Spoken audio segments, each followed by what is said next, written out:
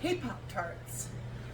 Over the last year, I have had several people ask how they move a cheesecake that's done off the base of the springform pan to a serving dish. Okay?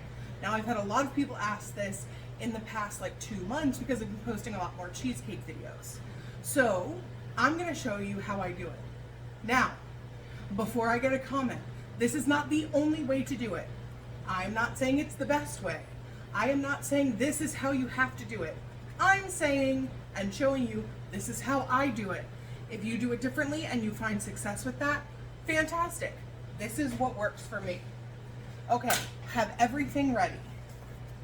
Mine's going out to a customer, so I've got a cake board, my cheesecake with the ring off, a sharp knife, which I just used to remove the ring, and a cake mover. This one's Wilton. It's flexible a little bit, but it holds a good deal of weight. You can get whatever brand. I got this at Joann Fabrics, RIP, like 8 years ago. Okay, use the same one. I like to go around the edges, and at the very bottom of the board, just get the tip of my knife under and wiggle it back and forth. And then I pull out and I turn and I do the same thing.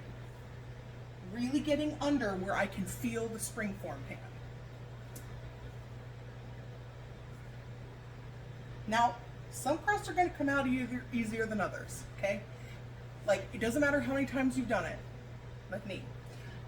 Sometimes they just lift out perfectly. Like this one is releasing really well on this one side. I can feel it. But sometimes every inch of that bitch sticks, okay? Just know it's not always you, right? Sometimes these things happen. I like to run in short amounts and rotate it to make sure I'm still making contact with that springform pan. See, I can physically see it lifting and pulling away from the bottom. Now I'm doing a sweep around where I'm putting the knife in up to the handle just to make sure that we're loose. Now, put that aside. Grab your board or your cake plate. I like to have it to the left so I can lift and move right over. Use the corner.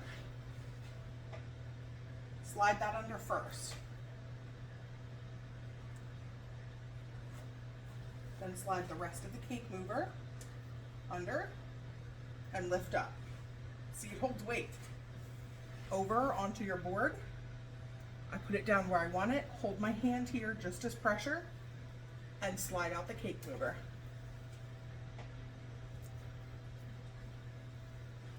This is what was left behind. Got a little bit there and a little bit in the center.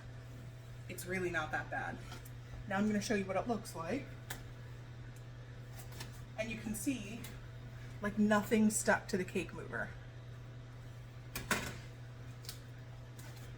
This is my classic New York style, by the way. And there it is.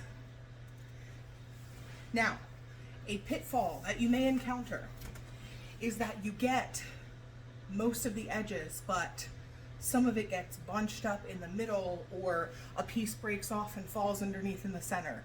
If you can scoot that out, that's good.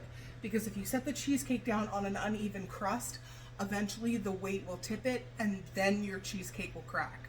So you've gone through all the trouble not to crack it in the oven or while it cooled. But if you have, you know, like, it's basically like having a pebble underneath it, eventually it's going to crack. So that's why I really try to make everything nice and clean, on clean, off clean, so that I have this. Then I pop this in a pie box because they're same size, close the lid, and now this is ready for my customer. I hope this helped. I'm happy to do other like tips, tricks, tutorials on things like this, because I know like no one shows stuff like this. So just let me know in the comments what else you would like to see. But if you are topping a cheesecake as well, I like to move it plain first, unless it's like ganache.